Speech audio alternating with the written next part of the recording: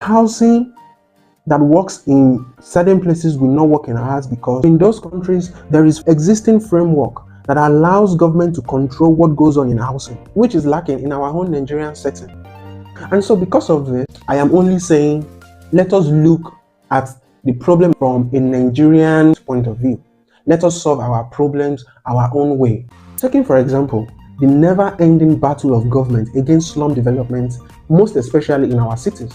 There is always a community that has become a nuisance to the government, but then we forget that housing or shelter, being the second most basic need of man, needs to be satisfied for human being to function, because the importance of having a place to lay your head at night and wake up the next morning to pursue your daily bread is as important to man as finding your daily bread.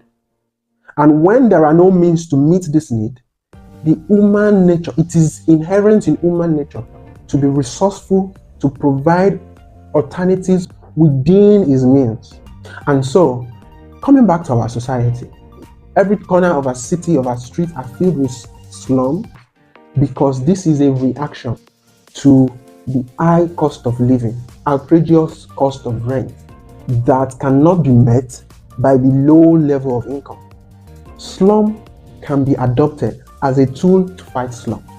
Okay, if you remember some time ago in this country, the police had fire for fire. In like manner, slum against slum, a mutually beneficial agreement that it helps the government to control and helps the people to survive. And to get to how it works, I'd like to lay some background understanding. And the first is, everybody who owns a temporary bacha paid for the land, either as a rent or as a lease or as a short stay, and also paid for the construction, no matter how cheap or indecent it is.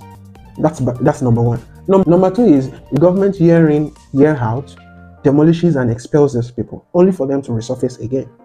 And regardless of whatever government has done, slum moves around. That is, it never goes away, because the underlying factors still remain. It's safe to then say that until we eradicate the underlying factors of improving the economy, slum might persist. This is how it works.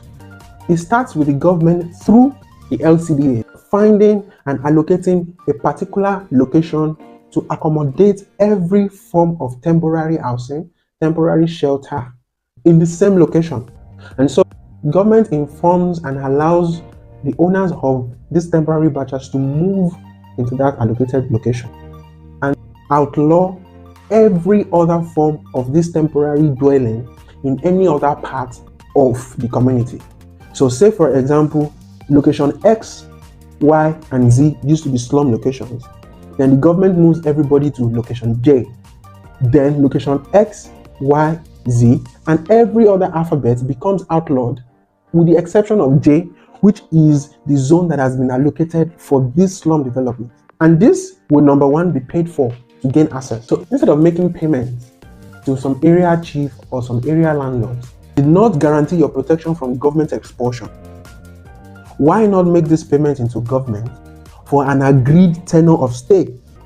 And at the expiration of this tenure, government holds the authority and the right and the privilege to come and take over and take back the land as agreed between the two parties.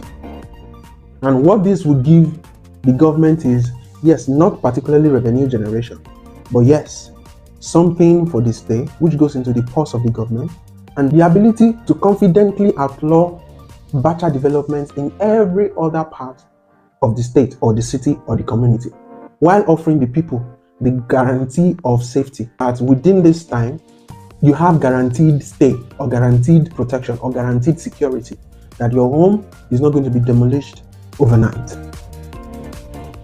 So what this offers us is the opportunity to then bring in or introduce schemes that allows certain individuals who have stayed long and who have been faithful to their commitment can then be upgraded to a rent-to-own arrangement that allows them to now become landlords.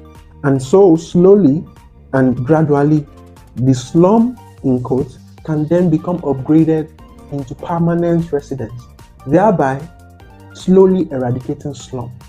I mean, if only we could have the will to try it out.